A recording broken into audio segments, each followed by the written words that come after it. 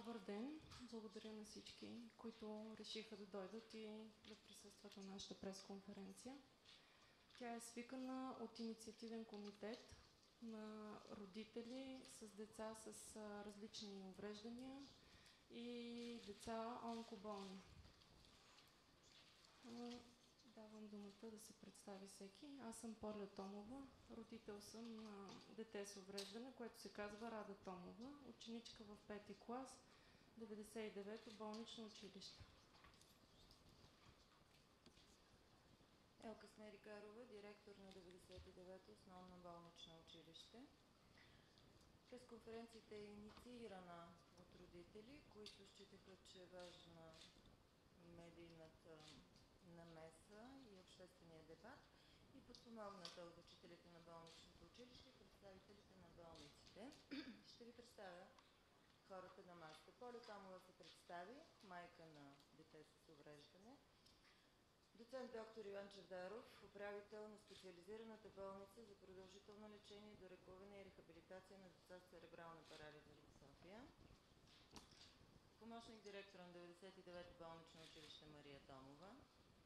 Учител от болничното училище, представител на национално представителната организация на хората с увреждания и асоцииран член на Международната организация на болничните училища в Европа. Отговаря за дейността на организацията в България, Теодора Арменкова. Госпожа Веска Събева, заместник-председател или греша председател на Националната организация на хората с увреждания. Ивайла Георгиева, клиничен психолог в Националната специализирана болница за деца с онкохематологични заболявания в град София.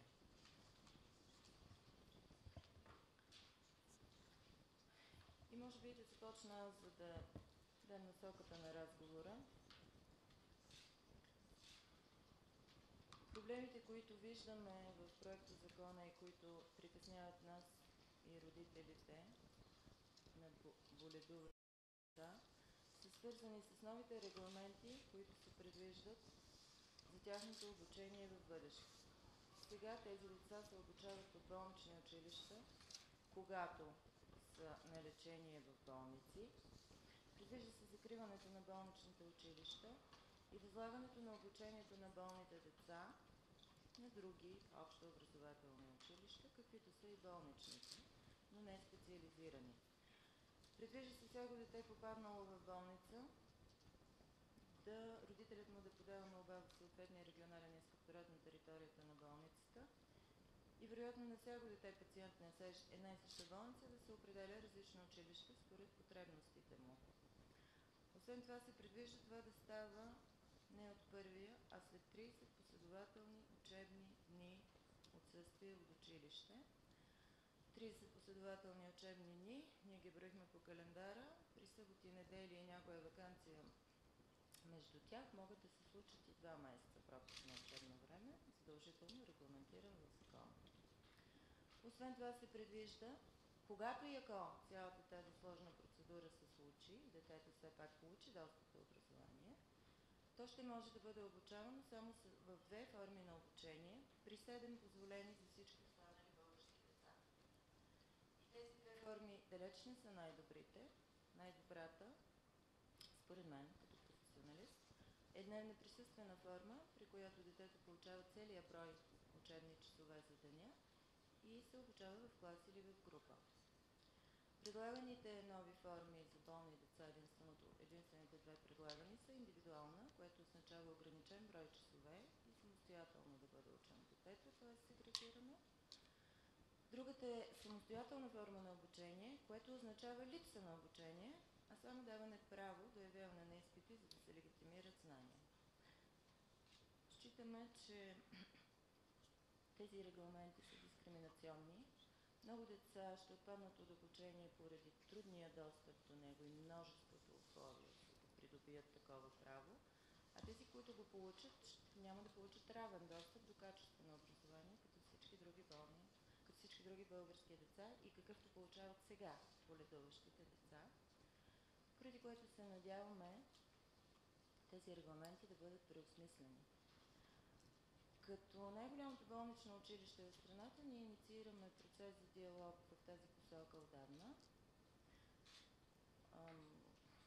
Направили сме каквото трябва, уведомили сме Министерството, всички други български институции, за които се сетим, с писмени становища, с устни срещи, с разговори.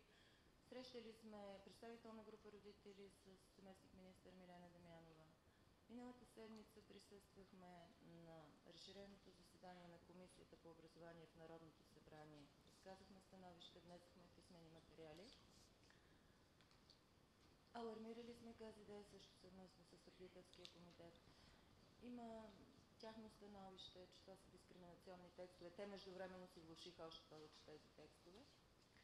Мисля, че в последно време има чуваемост. Това е мое лично субективно мнение. Има диалог и силно се надявам, че общественият дебат доведе до там и затова го и продължаваме. Регламентите за обучение на болните деца да бъдат преосмислени в посока по-добра за тях, така че те да не бъдат дискриминирани. Благодаря ви. Давам думата на доктор Иван Чавдаров, за да каже свое виждане от гледна точка на лекар, който работи с деца.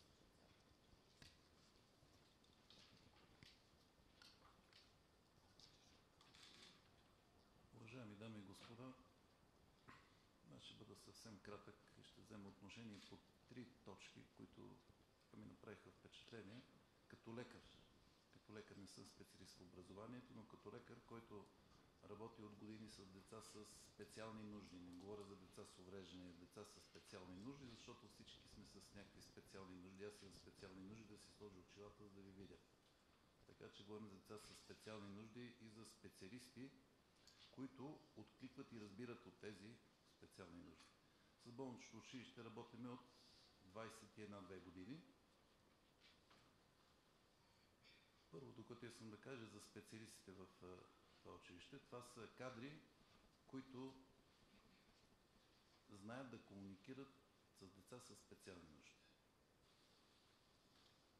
Правиме ежегодно екипи от медицински специалисти, немедицински специалисти, логопеди, психолози, дефектолози и специалисти от училището, като един път в тези екипи ги обучаваме какво да правят с конкретния случай.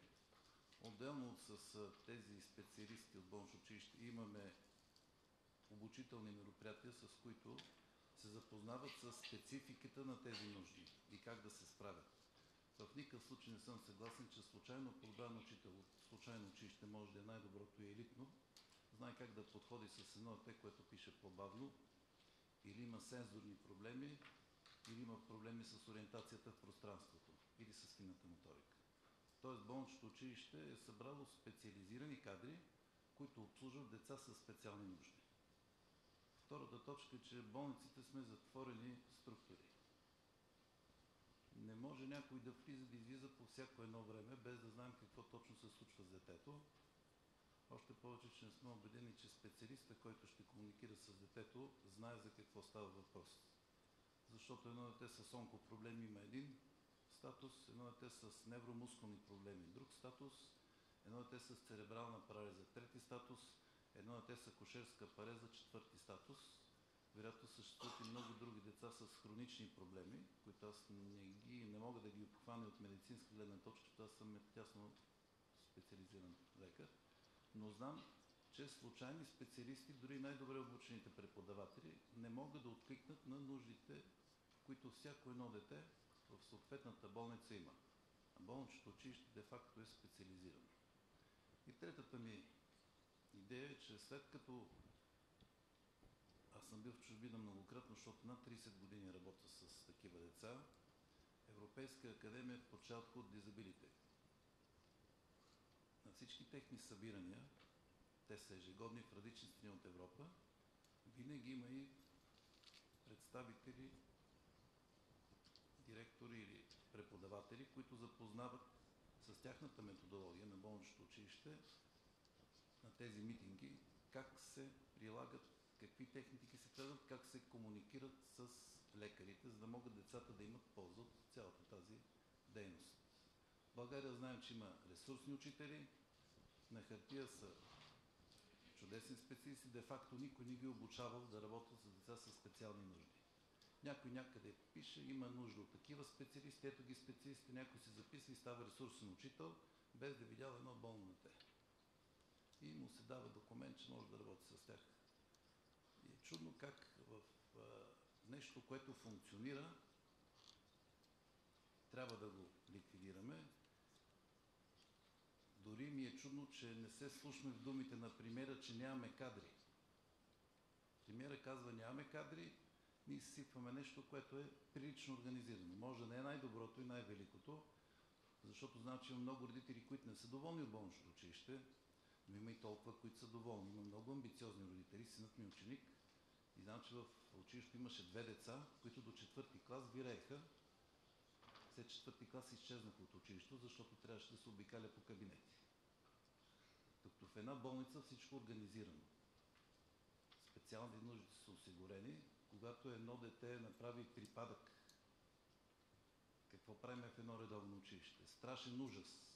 Летат бързи помощи, доктори, докато в една болница нещата са под контрол винаги. Така че се чуда на тези, които са решили да закрият една функционираща структура, която не вярвам да харчи кой знае какви пари на държава. Благодаря ви за внимание. Само за секунда ще ви отговоря. 200 000 е годишния бюджет на болничното училище. Толкова харчи.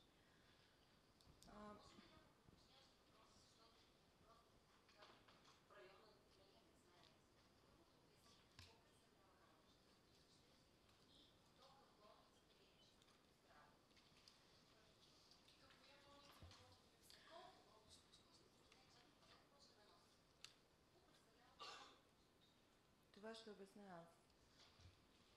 Болничните училища са общо образователни училища. По учебен план, по програми на обучение. Единствената разлика между тях и което и да е друго общо образователно училище, че те следват детето там, където е то в момента, докато се лекува. Екипи учители работят в различни болници на София, в случая, когато става въпрос за Софийското болнично училище, провеждайки учебен процес там с децата, когато и докато са на лечение. Да. Да. Всяко дете в болниците, в които работи, се обучава в нашето училище. В 10 болници. И центрове. Те не са само болници, между тях има и центрове. Специализирана болница за деца с церебрална парализа. Национална детска онкохематология. Институт по педиатрия. Медицинска академия, клиниките детска пулмология, детска психиатрична клиника като отделен обект, Център Свети Мина, Център Пумпелина, Център Дар, 2 от отделенията на Пирогов, където децата пребивават по-продължителни изгаряния, и урология. Пропускам ли нещо? В тази връзка исках да продължа с това, че Център за лица с проблеми от аутистичния спектър също. Отскоро работим с тях от 2 години. В тази връзка исках да продължа с това, че доцент Чавдаров работи директор на болница, в която децата са с по-трайни и по-продължителни състояния. Другият тип деца, които обучаваме, са деца, които са на активно лечение или хронично болни, често влизащи в болница на активно лечение. За едни от тях предлагам да ни разкаже Ивайла Георгиева, клиничният психолог на детска онкология. Уважаеми дами и господа, много е приятно да ви видя. Тук са причастни с проблемите не само на децата с онкохематологични заболявания, но и на децата, които са на болнично лечение. Бих искала да говоря от позицията на клиничен психолог, на гражданин, на родител. Повече от 20 години аз работя в специализирана болница за активно лечение на деца с онкохематологични заболявания, град София, която се намира на базата на болница Царица Йоана. Познавам добре проблемите на пациентите и съм в тясна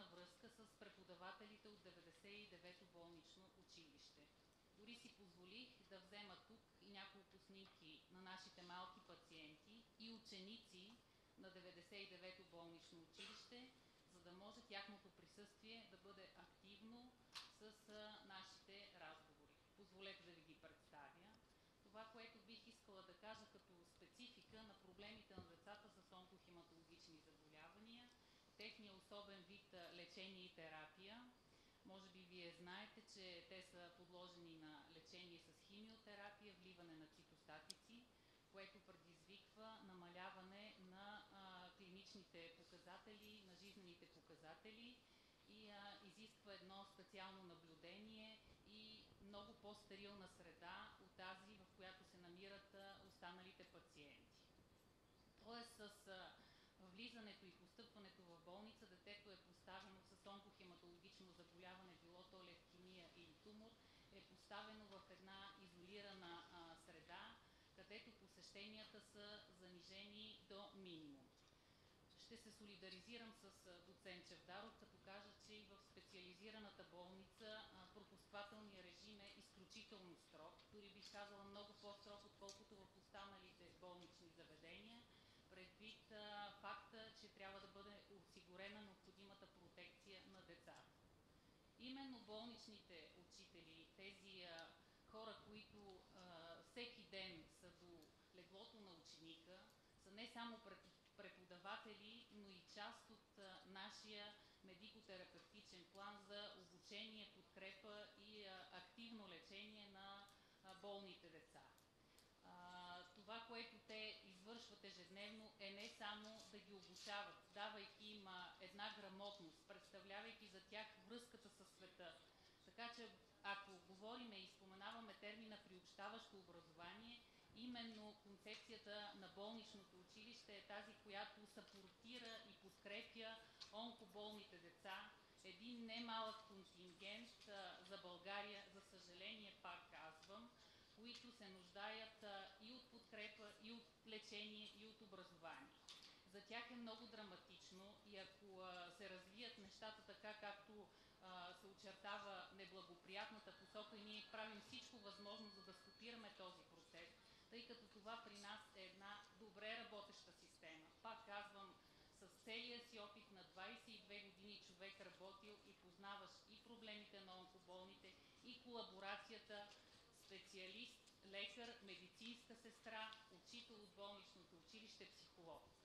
Това е една много сложна, добре работеща и завършена система, наистина в подкрепа на децата с онкохематологични заболявания, която в никакъв случай не би могла да заработи по-добре или по друг по-ефективен начин.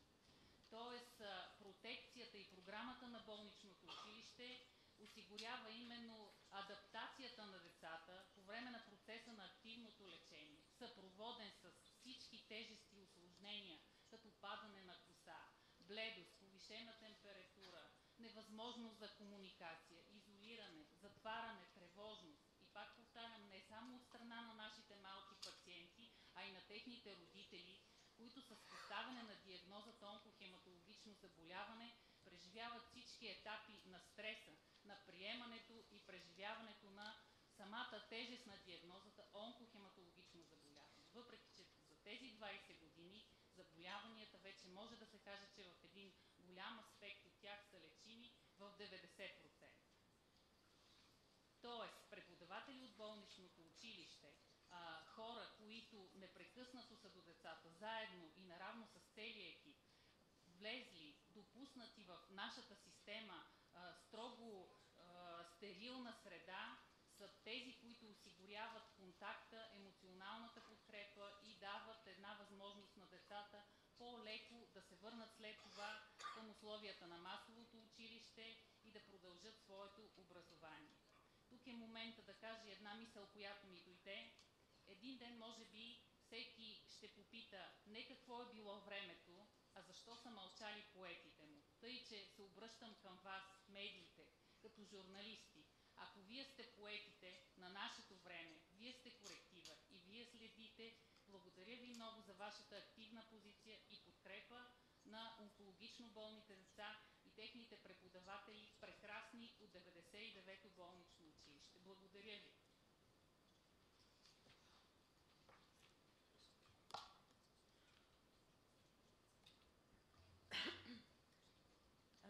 потвърдя това, което каза Ивайла Георгиева, като ви кажа кои са двете цели, които са поставени пред болничните училища, когато са създавани те. В България те са създадени през 1963 година по искане на клиничен психолог професор Василка Томова Манова. И първата поставена цел е да поддържа психическото самочувствие и равновесие на детето, на това, че е пълноценна личност и в този период от живота си, като тя твърди, че въобще медицинската психология твърди, че пациентът оздравява много по-бързо и лесно, когато емоционалното му състояние, психическата му стабилност и волята му за живот, вярата му, че е пълноценен, са на лице. Както се казва, всеки е здрав, докато не се предаде. И втората формулирана цел пред болничното училище да осигурява непрекъснатостта, правото на непрекъснатост на образованието на детето и в този период, именно за да стане възможно приобщаването му обратно в училище. Тоест аз считам, че ние не сме училище, което сегрегира, а което приобщава децата към общото образование. Тъй като дадахме само един работен ден на представителите на болниците да реагират, и тъй като местата са малко, не всички са тук, но някои от тях ни изпратиха по един имейл, Теодора Арменкова ще ви запознае с части от тях, за да се види, че не само в тези болници се мисли за обучението на децата в онкохематология, в церебрална терапия. Здравейте. Наистина болниците успяха да реагират в рамките на един ден, но ние имахме хиляди устни разговори с тях и те са готови да предоставят писмени становища до Комисията по образование в парламента за това доколко е целесъобразно различни учители от различни училища да влизат в болниците, както и за квалификацията на тези учители за обучението на различни деца. Тук пред мен е първото становище на доцент доктор Антон Славчев, който е завеждащ стационара на клиниката по детско-юношеска психиатрия в Александровска болница. С тази клиника училището работи много дълги години и той категорично в своето становище заявява на първо място, че обучението е основна и неразривна част от възстановителния процес на лечение, особено при децата, които ползват услугите на детска психиатрия, както и че болничното училище има изключително важна роля за рехабилитационната функция, т.е. за възстановяването на тези деца. Според него, учителите от болничното училище в годините имат, първо са придобили опит и второ са хора с определени личностови черти, които, както е известно, се променят трудно в индивидуалното човешко развитие или изобщо не се променят. По отношение на 30 последователни учебни дни, които закона предвижда да се пропуска образование, доктор Славчев казва, че това е не само недопустимо, но и цинично и зловещо. И че обучението на детето в болницата трябва да започне веднага, когато състоянието на детето позволява това. Ние сме предоставили папка, може да.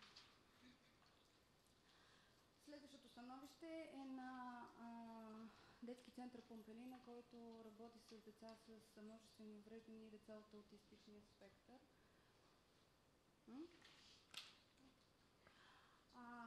Който становището на центъра е подобно, че влизането на различни учители в този център е нецелесъобразно, че няма как да се случи организацията на центъра не може да позволи такъв тип дейност. Още повече категорично считат, че че учителите, които ще идват от различни училища, няма да бъдат подготвени за това, с което ще се срещнат, с проблемите и особеностите на всяко отделно дете. Може ли един въпрос? Да. Колко на брой са училищата и къде са? В България ли? В момента съществуват 4 болнични училища в България и едно оздравително училище, което изпълнява функциите и на болнично училище. Те са в София, в Пловдив, в Плевен, в Моми проход и в Плачковци. А добре, а в останалите населени места, как, защото там също има болни деца, как там се процедира? В смисъл, вероятно там наистина учителите влизат нормално от общо образователните училища, влизат в болниците. Ами не влизат. Децата не се обучават. Ето, ако искате, мога да дам думата на Ивала Георгиева, която комуникира с Варненската онкохематология, където няма болнично училище и на практика от 10 години децата там не само не се обучават, но пропускат и учебни години. Ако позволите наистина аз да отговоря на този въпрос, за Варна, за Варненската детска онкохематология, този проблем е много сериозен, тъй като колегите с носталгия си спомнят времената, когато е имало представители на болничното училище и образователният процес е вървял с едни много добри темпове. Но сега там наистина няма кой да работи с този доста сериозен контингент. Беше така, че вероятно това е въпрос на принцип за цялата държава. Или да има навсякъде такива болнични училища, или да е другия вариант. Защото това е някакъв среден принцип, доколкото аз разбирам. Има на 4 места такива болнични училища, в останалите населени места няма такива. По принцип, болничното училище, кои деца се лекуват? Може ли аз, защото става въпрос за организационен въпрос, свързан с болничните училища? Болничното училище работи в болниците, където е поканено да работи, защото има пациенти, които имат потребност от обучение. Не в цялата страна и не навсякъде има болнични училища, но болниците са концентрирани в по-големите градове, както знаете. Мисля, това е аргумента, който нашето министерство казва, че аргумента за закриване на болничните училища трябвало да има единен принцип и единният принцип, който се предвижда и от цялата страна да няма болнични училища. Щом са малко да ги няма хич, за да се обучават всички деца от общо образователните училища. Какво предлагаме ние? Предлагаме съществуващите болнични училища да съществуват, тъй като те по естествен път са останали там, където има много болници и много деца.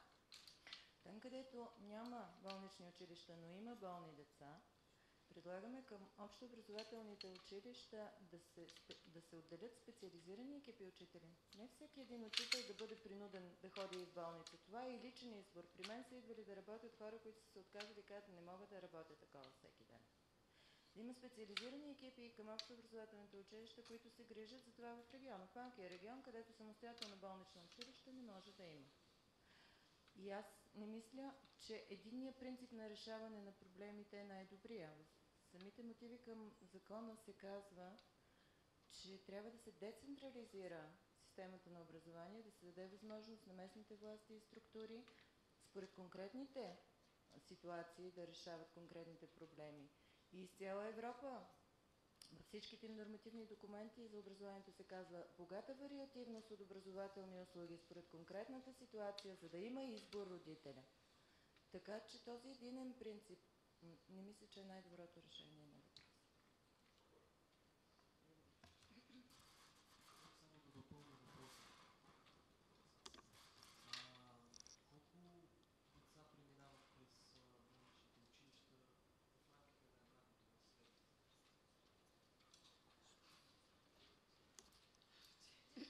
През последните години на бройката, която се обучава среднодневно от Софийското болнично училище, тъй като ние нямаме как да знаем за 4-те болнични училища среднодневната бройка, при нас са среднодневно около 150 деца, което означава годишно преминават през 10-те болници над 1500 деца, някой път стигат и до 2029 бяха миналата година. Може ли да взема аз отношение? Каза за Грета Ганчева, съм държавен експерт в Министерството на образованието, младежта и науката. Може ли на микрофона? Само, че не знам на кой микрофон да взема отношение. Много ми е приятно всички тук да ви видя събрани. Както и госпожа Смерикарова каза, може би ще трябва да седна за да говоря на микрофона. Както госпожа Смерикарова каза, ние отдавна сме инициирали срещи и работим съвместно за решаване на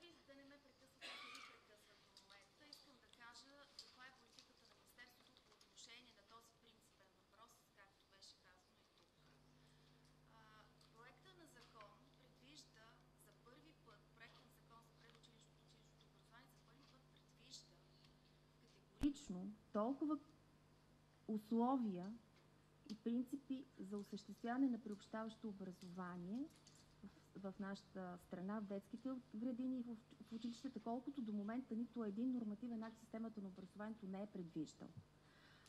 Разбира се, веднага отварям една скоба да кажа, че проекта на закона е рамка. Той определя основополагащи принципи, около които се изгражда една система. Затова в него не може да се види в пълнота това, което всъщност ще бъде разписано конкретно в Държавния образователен стандарт за приобщаващото образование, където конкретно ще се предвидят всички онези условия организационни, за които тук се притесняват колегите, така че да се случи обучението на различните групи деца в детските градини и в училищата. Осъществяването на така наречената допълнителна образователна подкрепа е определена в проекта на закона за няколко групи деца. Една от групите деца са деца с специални потребности, друга са деца с хронични заболявания, трета са деца в риск, деца с даровити деца. Всички тези деца по един или друг начин, по различен обаче начин, ще бъдат подкрепени в образователната система. И ако тук говорим, че така наречената индивидуална форма била дискриминационна, тя не е ли дискриминационна тогава и за деца с даровити, които също отсъстват дълго от училище, имат индивидуален учебен план? Тук не говорим само за деца, които са болни или които имат някакви други проблеми. Говорим за всякакви групи деца, които се нуждаят от индивидуален учебен план. Повтарям, от индивидуален учебен план, а не от индивидуална форма на обучение. Извинете, тук сме за да говорим за болни деца, не и за другите групи. Но правя тази разлика, защото тук се подвеждат нещата под един общ знаменател по отношение на деца болни и деца с специални образователни потребности. Това са две различни неща. И мисля, че много криворазбрано се представят нещата тук. Децата с хронични заболявания бяха ясно казани кои са. Тези, които са настанени за лечение в болници или през определен период влизат за лечение в болници. Това са деца с онкологични, деца сърдечно-съдови и така нататък. Децата обаче, които имат хронични заболявания, могат да имат и увреждания, които увреждания да доведат до специални образователни потребности. Тогава подкрепата се осигурява по съвсем различен начин. И тук говорим вече за съвсем друга подкрепа за деца с аутизъм, за деца с синдром на Даун, за деца, които имат детска церебрална парализа и така нататък, които имат обаче и обучителни затруднения, които ги определят като деца с специални потребности. И тук болничното училище смесва нещата, защото то е специално училище, не е общообразователно училище. Има специален учебен план, разработен специално за болнично училище, но в същото време би следвало да осъществява обучение по общообразователни учебни предмети и по общообразователни учебни програми, съгласно този строго разписан типов учебен план за болнично училище. Госпожо Ганчева, извинете, обаче ние не сме на лекция тук за тези Ние не сме на лекция, но вие представяте погрешно нещата. Вие нещата не смесвам нещата, искам да кажа защото едно дете с епилепсия, което е с увреждане, извинявайте, в болницата е дете с хронично заболяване. Точно така, но то не може да... училище. Но то се подпомага. Когато излезе, моля ви се слушайте, но когато излезе от болницата, то става дете с СОП. И тогава получават другата подкрепа. Но когато е в болницата, то следва да работи също по индивидуален учебен план, или смятате, че не трябва и по индивидуална програма? А как работи до сега? Той работи по общообразователните стандарти. Да. По какви стандарти работи? Но индивидуален учебен план съобразен с тези стандарти. Защото в момента какъв е учебният план? 30 часа седмично от 5 до 8 клас. Това означава 6 часа седмично заетост на дадено дете.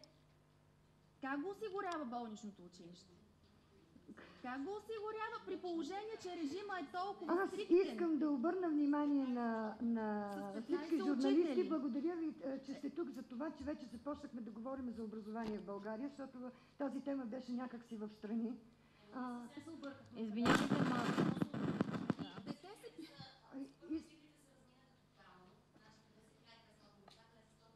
Моля да обясня за цифрите. Госпожа Грета Ганчева чете отчета за среднодневната бройка деца. Всеки конкретен ден от учебната година в нашето училище има 170-150, към февруари е бил 138 деца. Тези деца обаче се сменят. Поради това през цялата учебна година ние имаме документация в училище, заповядайте да я видите, са преминали на обучение, говоря малко наизуст, но примерно 1700 деца. От тук идва разминаването в цифри. 1500, след това станаха 230, сега изведнъж Може да 700. поискате достъп до информация. Информационната система на Министерството е такава. 235 на средна годишна. Добре, госпожо Ганчева, Нета Петкова, вестник Труд. Бихте ли уточнили в тези всички училища, които са на ваше подчинение, болничните имам предвид, какъв е броят на учителите и специалистите, които работят? Каква е издръжката на едно дете, което държавата дава? Колко са децата общо по документи? И какво ще се случи с децата, които имат хронични проблеми и техните родители? Как те ще се справят при едно закриване на едно болнично училище? Да, веднага мога да ви кажа. Както стана ясно, в Софийското училище, 99-то болнично училище, имаме 15 учители. В Пловдив има 6. В Момин проход има 4. И в началното училище в Плевен има 2. Това са всичките учители в болничните училища. Това са учители по общообразователен учебен предмет. Тоест, това са учители по български език и литература, по математика, по история, цивилизация и така нататък. Конкретно завършили това. То е начално училище. Нали ще ме изслушате? Да, вие после може да си направите изводите.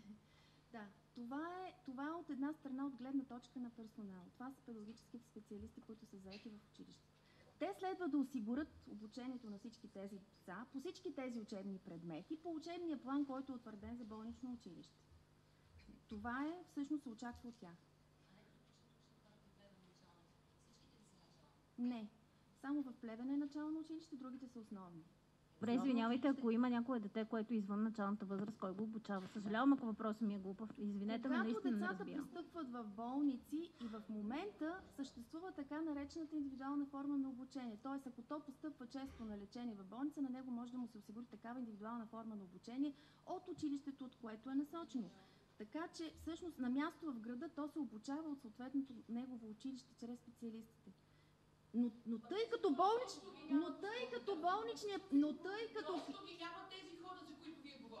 като клиничните пътеки... Тъй като клиничните пътеки са много къси, просто в момента те няма как да осигурят това обучение. Клиничните пътеки, специално за церебралната парализа, се плащат 12 месеца по 10 дни и тези деца са непрекъснато при нас.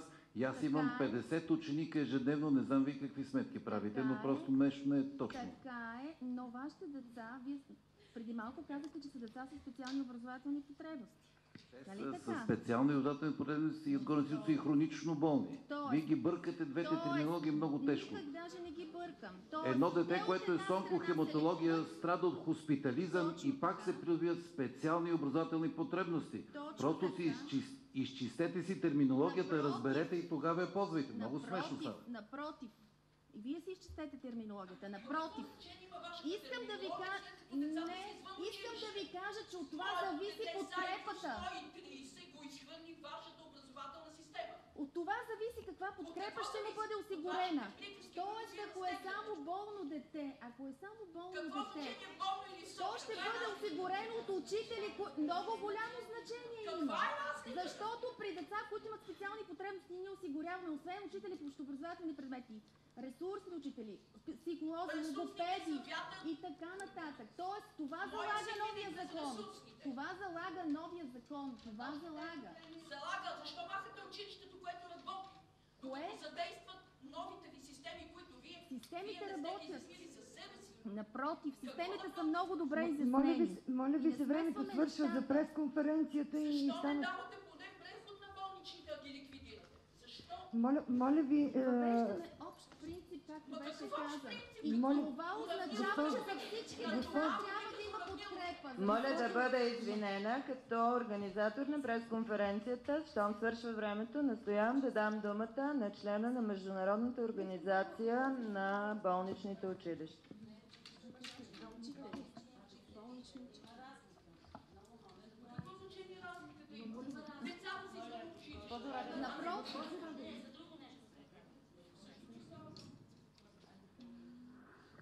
Здравейте! Това, което искам всъщност да кажа съвсем накратко е, че обучението на болни деца в Европа се осъществява от болнични училища, които са самостоятелни звена и работят в болниците във всяка една държава, член на Европейския съюз. Освен това и на държави извън Европейския съюз, с които аз поддържам ежеседмична връзка. Утре заминавам в Швеция на такова училище, в такова училище, в една болница с представители на всички страни от Европейския съюз, с директори и учители на болнични училища. Така че това, което всъщност предвижда този проектозакон, е голяма крачка назад, тъй като европейската практика е преценила, че болничното училище дава по-добро образование, по-евтино е и е по-лесно осъществимо от гледна точка на това всяко едно дете да получи равен достъп до качествено образование. Бях на една лекция, на която една изследователка на специалното образование казва, че болничните училища в Европа отдавна работят на принципа на приобщаващото образование и те са тези, които могат да подпомогнат общообразователните училища в тепърва въвеждащия принцип за приобщаване, който е принцип в цяла Европа. Причината за това е, че болничните учители са поставени в ситуация, в която трябва индивидуално да подходят към всяко едно дете и към неговите нужди. Да.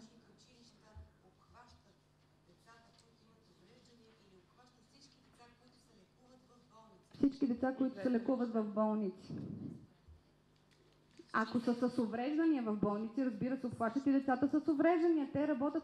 Болничното училище работи с екипа от болницата, който също включва психолог, логопед, както специален педагог, както и лекари. Всъщност работи в мултидисциплинарен екип и съставя индивидуални програми тогава, когато това се налага, както всяко едно общо образователно училище. Може ли в подкрепа на това, което каза Теодора, аз да ви дам един пример? Далечната 90-та година моят син беше във Франция на лечение с рядкото заболяване Ленос-Гастон синдром епилептичен.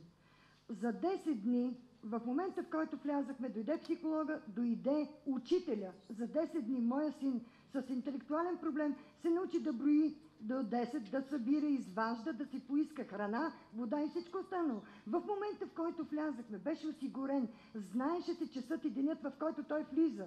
За него беше подсигурено и учителя, и психолога, който да работи.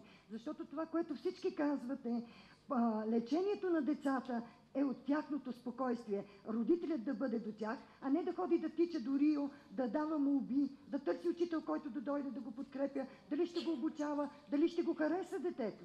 Това също е въпрос на образование.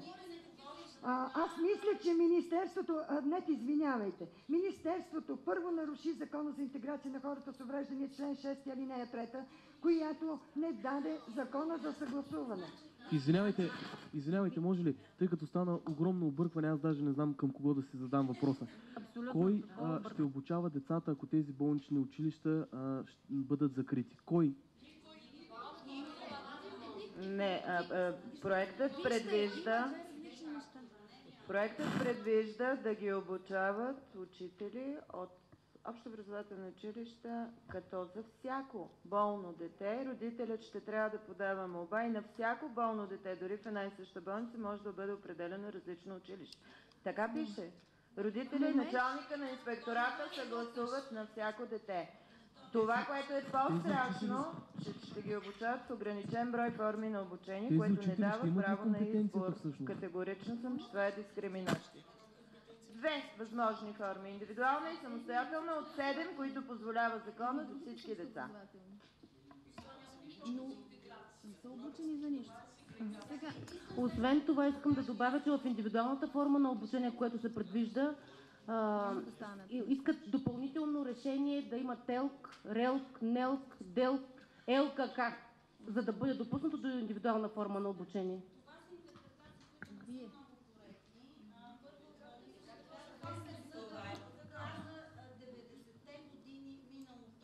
Искам да акцентирам върху това нещо, защото наистина болничните училища те имат своя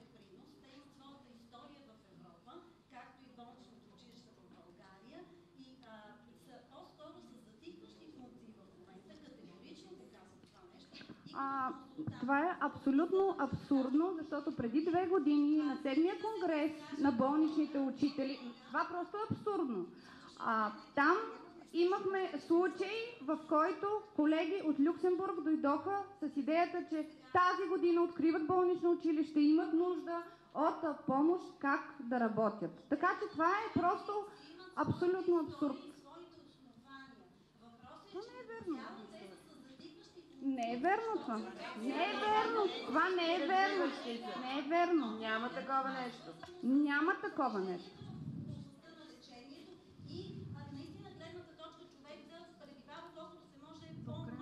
Няма такова нещо. Значи болничните училища в Европа често работят последния начин. Едно дете идва на хемодиализа 2 пъти в седмицата в болницата, в тези 2 дни се обучава от болничното училище, в останалите дни от общо образователното. Няма затихващи функции, съжалявам.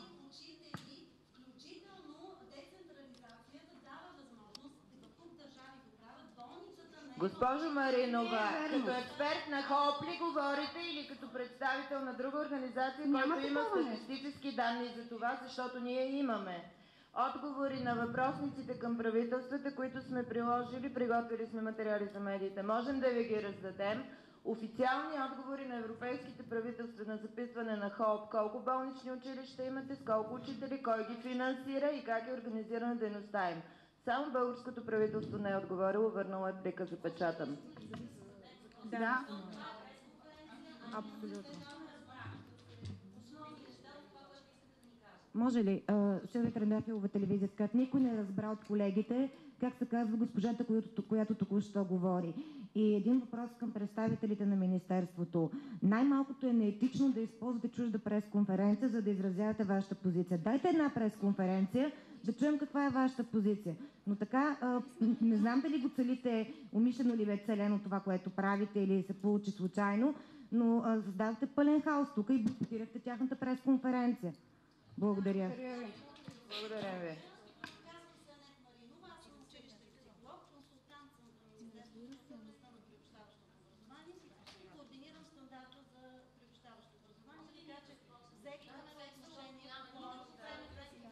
Питайте.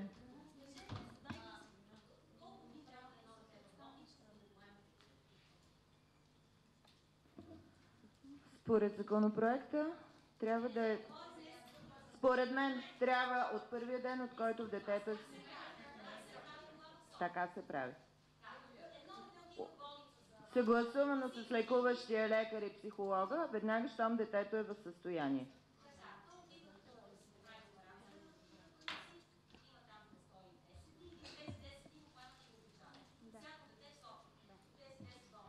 Точно така.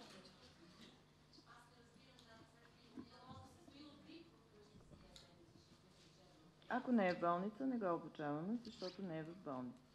Ако е в болница, в която не работим, нямаме комуникация, също не го обучаваме. Обикновено в София са националните болници за тежки заболявания. За грип не става въпрос. Става въпрос за тежки хронични астми, за тежък хроничен диабет, за онкохематологични заболявания, за церебрална парализа, за психиатрични заболявания, ендокринологични, които са непрекъснато циклично, хемодиализа. Не става въпрос за грип и за апендицит, повярвайте ми, за тежки изгаряния в Пирогов.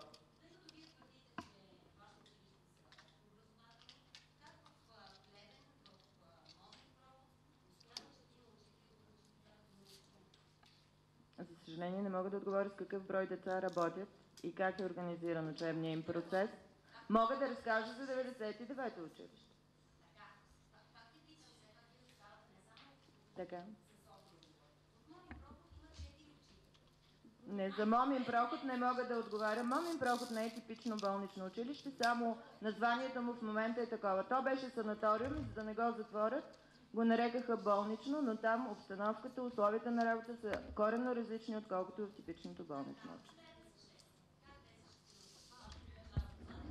Не мога да говоря от името на колежката, съжалявам. Мога да говоря от името на 99-то училище.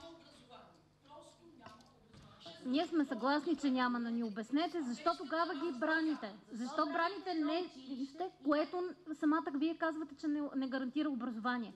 Защо заставате за такава...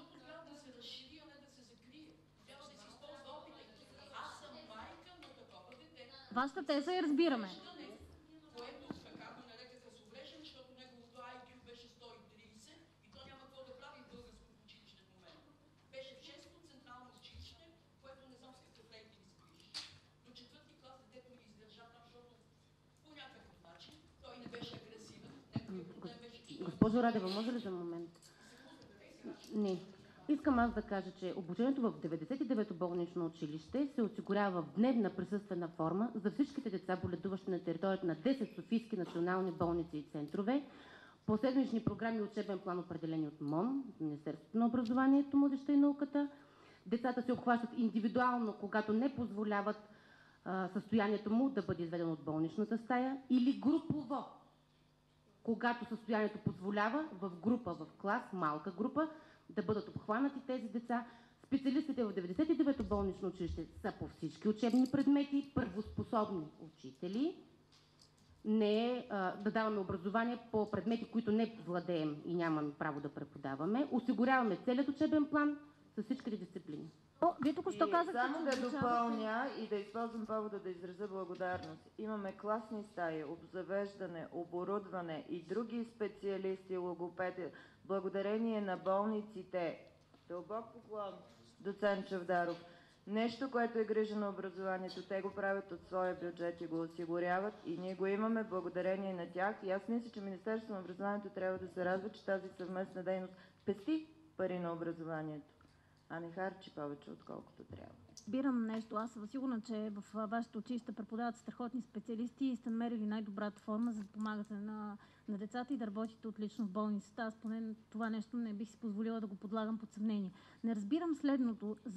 Вие току-що, вашата колежка, извинявайте, забравих ви името, каза, че работите индивидуално с децата тогава, когато има нужда. Тогава какъв е проблема в индивидуалната форма, срещу която протестирате? Като цяло? Ще ви отговоря.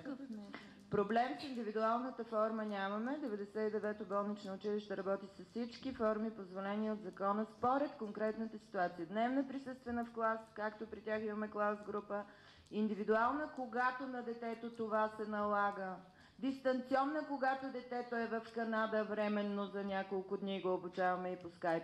Проблема е, че бъдещите регламенти забраняват другите, освен индивидуалната и самостоятелна. Искаме децата да имат избори след нас и ако нас не няма, болните деца да могат да продължат да учат в дневна присъствена форма, а не да им се казва само в тази и само в тази. Тоест, да попитам, вие сте против този период от 30 дни, който всъщност е записан в законопроекта?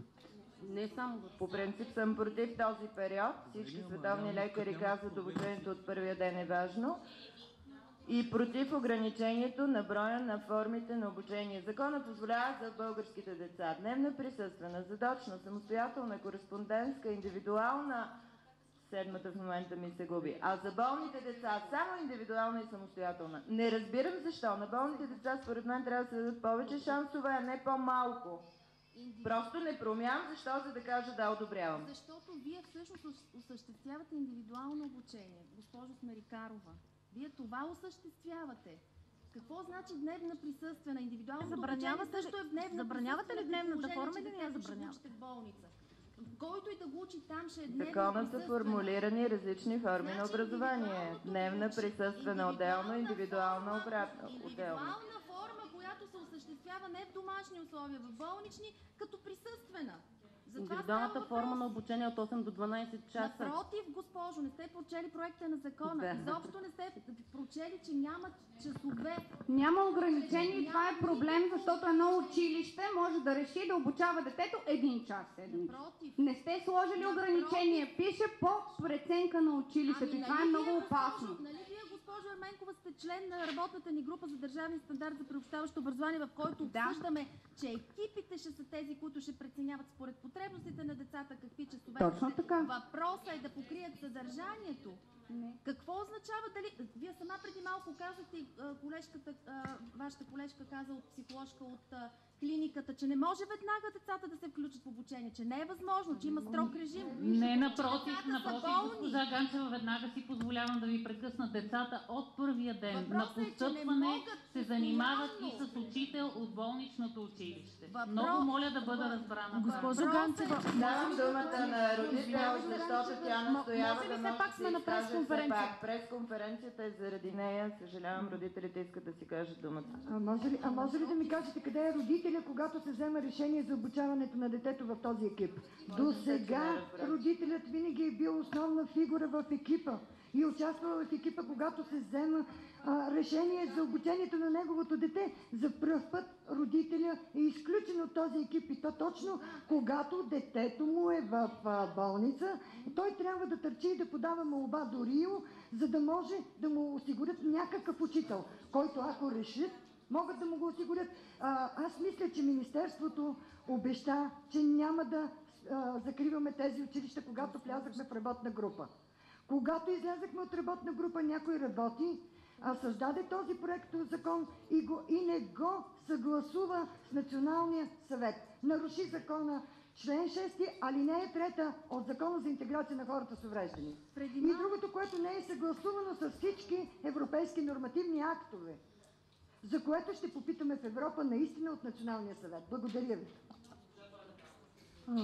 Благодаря за вниманието. Все пак дойде и мой ред. Искам да ви кажа, че буквата убива човека просто в момента, както виждате и вие, журналистите, които не сте навътре в нещата. Ще ви ги кажа от простия поглед на родител, който няма претенциите да бъде човек на Министерството, нито обучител и така нататък.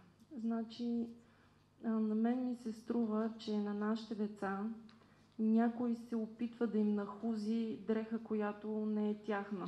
В смисъл, как простичко да го кажа, значи това, което в момента работи. Аз не знам, присъствена, неприсъствена, индивидуална, прочи, това мен не ме засяга, дами и господа.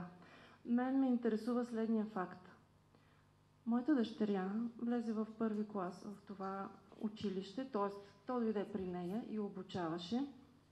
И аз бях човека, който можеше спокойно да оставя и да знам, че за нея има кой да се погрижи.